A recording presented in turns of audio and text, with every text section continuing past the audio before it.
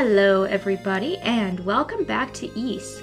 Last video we furthered our progress in Solomon Shrine and we brought a prisoner back by the name of Feena here to Zepik Village. She's now resting at Jebba's and we've also returned the silver bell to the mayor. We made quite a bit of progress last video, and before returning to the shrine there's just a couple of things that I would like to do. Starting with going back to Mania, we're going to equip these wings that I purchased from Pim. You can equip these and use them and it will take you back to Mania. So it kind of acts as a bit of a fast travel. And we're going to go and sell all of our treasures that we've found. If we recall, we picked up the ruby the first time we were in the shrine, and we picked up a necklace in the last video after we were able to get our master key.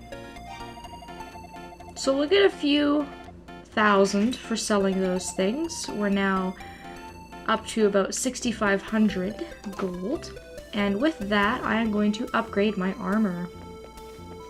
It's about time for an armor upgrade as we advance on in the shrine and throughout the course of the game, because I do believe we're still using the basic armor, the chainmail, so I'm going to go ahead and I'm going to buy some plate mail. Well within my budget, and I'm not going to worry about a sword right now, or sorry, not a sword, a shield. We are still using the beginner shield, but we will be getting an upgraded shield in Solomon Shrine shortly. I'm going to hold on to my money for now. So let's go ahead and let's equip that. That's going to bring our defense up. And finally, what I'm going to go and do is grab another free weapon, because paying for weapons in this game is completely overrated when there are so many ways to get free ones. And this second free weapon is going to come from Slav once again. We had got the short sword from him in the beginning of the game before we had left Barbados. In order to do this, you need to have saved Feena. So anytime after you've saved Feena, you can return back to Barbados and you can speak to Slav. And he is going to be at the warehouse as usual. Well now, if it isn't Adel, so what's the story? Learn anything out there? What's wrong? You look positively drained. Did something happen to you? Adel told Slav about the monsters he'd been fighting and the events leading up to these battles. Wow, it's like some kind of fairy tale. First the storm wall, now this. Are we in a magical fantasy land built for someone's amusement? Either way, you've got a heaping help of destiny on your plate, Adel. Eat up, I say. Actually, will you follow me for a moment?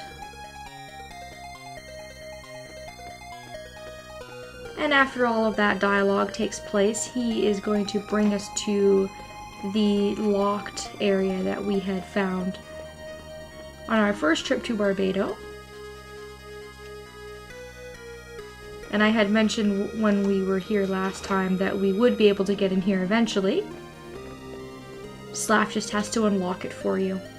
Here, take this sword with you.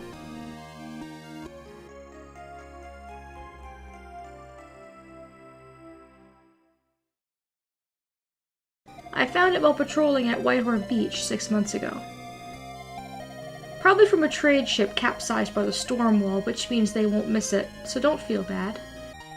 I think it came from one of the countries in the east. The curved blade gives it a distinct feel. I think you'll make good use of it.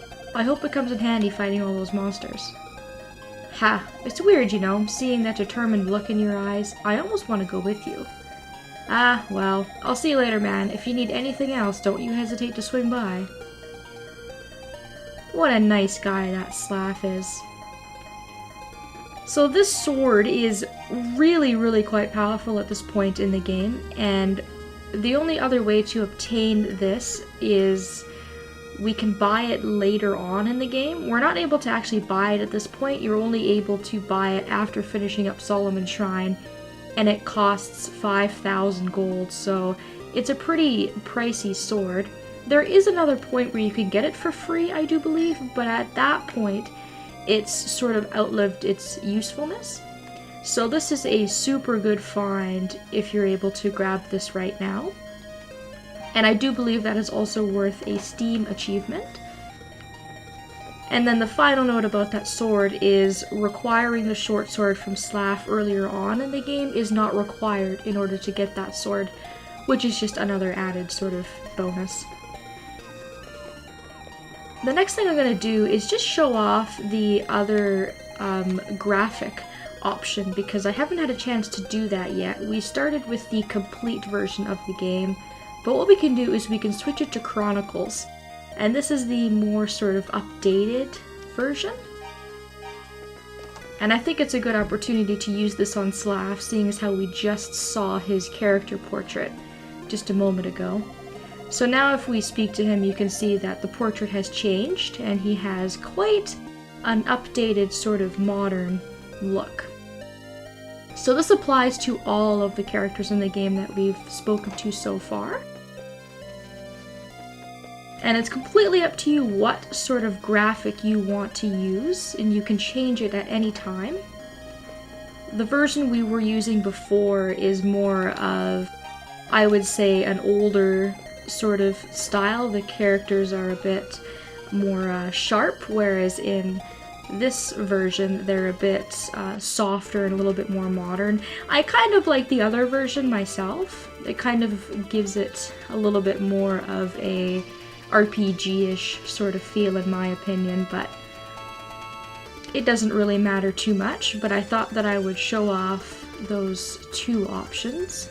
I'll probably just keep that on for a little while, just so that we can see most of, if not all of, the other character portraits. I think that's it for now.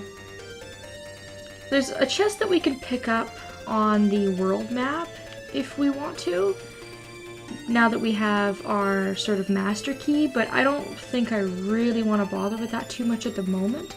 We'll have another opportunity to do so. We can pretty much pick it up whenever we want to. And I do want to actually continue on in the shrine. I know we sort of take a lot of detours, but I don't mean to. I do plan on, of course, going back there ASAP. Now that we're back in Zepik Village, just for the fun of it, let's go talk to Luta. We can see that his portrait has been updated as well. His is quite a bit different from his original, I may add. And now that we have left and entered Zepik Village, after returning Feena to Jebba, she should now have recovered. So let's go ahead and speak to her. You can see that she's back up on her feet there. Adel! Don't worry about Feena, she's feeling just fine. Her fever wasn't anything serious, she was just fatigued from her long and frightening ordeal. I'm sorry, Adel. I can't believe I just collapsed like that without even properly thanking you. It's a bit late now, but thank you, Adel Kristen, for saving me from that dank, dark prison. Oh, you're very welcome. Gotta rescue those maidens in need. And now we can speak to Jebba and Feena, so let's go ahead and do that. Starting with Jebba. I'll continue looking after Feena for a while. I think some of the area's less savory inhabitants have taken an unhealthy interest in her. Well, she is very cute. And Feena, what do you have to say? Why would I be imprisoned in such a place? Try as I might, I simply cannot remember. My memories are of the prison and my own name, nothing else. And whenever I attempt to focus and remember anything else, all that comes to me is a headache. Well, don't think too hard. Hopefully her memories come back and she can tell us a little bit about why she was there. But for now, we'll just leave her with Jebba. She's safe there.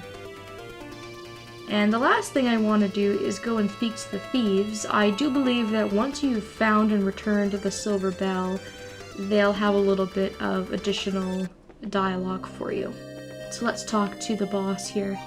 Say, that's an interesting looking mask you've got there. You find that in the shrine? If memory serves, that's the Mask of Eyes. When you're wearing it, you'll be able to see hidden doors. Oh, well that wasn't the dialogue that I was expecting. I guess he's talking about that nifty key item that we picked up when we had found Feena. Stone mask with inset jade hides enemies but reveals secrets. And we used that a little bit earlier on with Feena as well. I demonstrated its use a little bit, but obviously that's going to be important in the upcoming dungeon. But it doesn't actually look like they have any additional dialogue about the bell. I was fairly certain that they did, but maybe that happens before you return it to the mayor. I'm not sure. In any case, we got some additional dialogue at the very least, so that's sort of nice. I guess for now what I'll do is I'll just return to the village and we'll just stop things there. And next time we'll try and meet you guys back in the shrine and we will continue on.